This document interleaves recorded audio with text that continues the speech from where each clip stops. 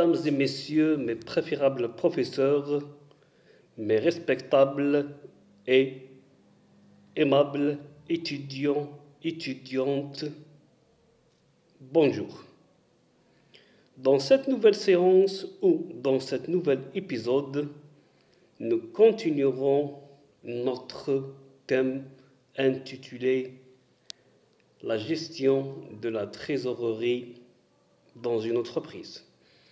Dans la séance passée ou dans la séance précédente, nous avons abordé, entamé et évoqué la définition de la gestion de la trésorerie, puis les objectifs de la gestion de la trésorerie et enfin le processus de la gestion de la trésorerie. Or, dans cette séance, Inch'Allah, nous aborderons et nous évoquerons un autre sous-thème intitulé « Les missions du trésorier et les qualités requises ». Les missions du trésorier et les qualités requises. Premièrement, quelles sont les principales missions du trésorier?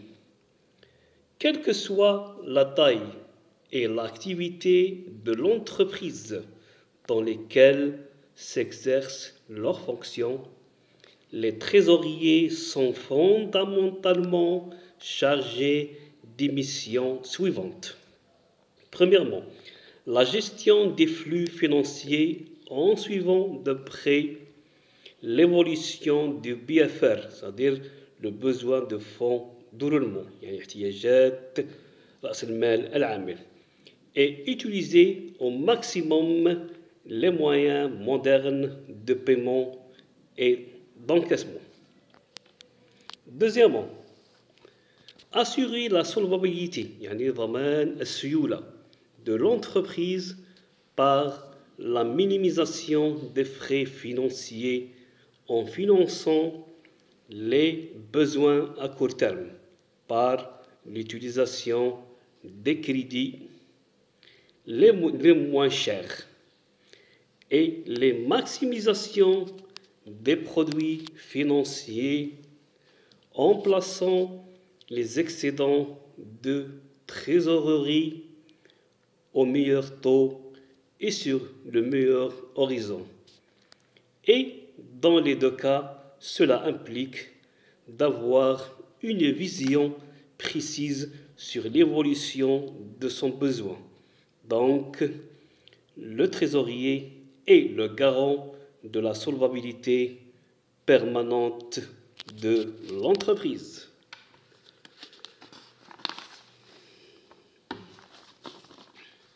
Aussi, bâtir des prévisions de trésorerie par la construction d'un plan de financement et le budget de trésorerie. Aussi, la gestion des risques financiers à court terme, risques de change et risques de taux. Aussi, la négociation des conditions bancaires. Aussi, le trésorier assure le contrôle des conditions bancaires appliquées par la banque et demande la rectification des erreurs car plus les conditions sont préférentielles et plus les risques d'erreur de la banque sont potentiellement importantes car elle est habituée à comptabiliser les conditions standards, le placement des excédents. Aussi, assurer la sécurité des transactions pour éviter les tentatives de fraude. Aussi, il doit suivre les conditions appliquées par la banque telles que les échelles des intérêts et les tickets d'agio, aussi les dates de valeur, les taux d'intérêt, le barème des commissions, les conditions appliquées sur les comptes multiples et d'une même banque. Le deuxième sous-thème concernant les qualités requises. Le trésorier doit disposer de certaines qualités pour mieux exercer son activité. Et les principales qualités qu'un trésorier doit requérir sont: premièrement, technicien.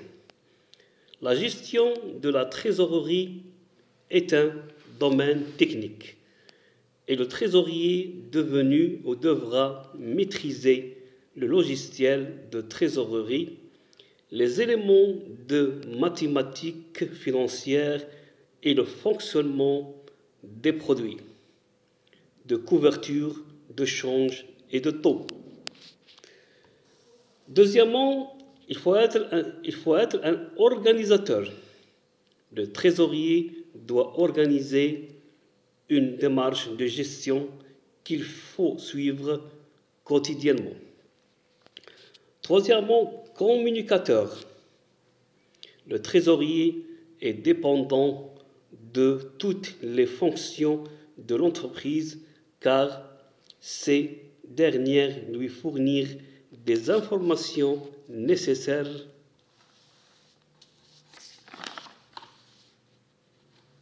pour alimenter ses prévisions. Un anticipateur. Dans une entreprise, la prise des décisions se fait par ou à partir des flux financiers ou de positions de compte prévisionnels. Donc, le trésorier doit prévenir les flux futurs de trésorerie sur différents horizons de temps, quelques jours, plusieurs semaines ou bien une année. Il doit aussi savoir quel comportement adapter en fonction des anticipations des taux d'intérêt. Enfin, on vous remercie de votre suivi. En espérant et on espère que ces notions sont bien maîtrisées, comprises et assimilées. Aussi, on vous remercie de votre soutien.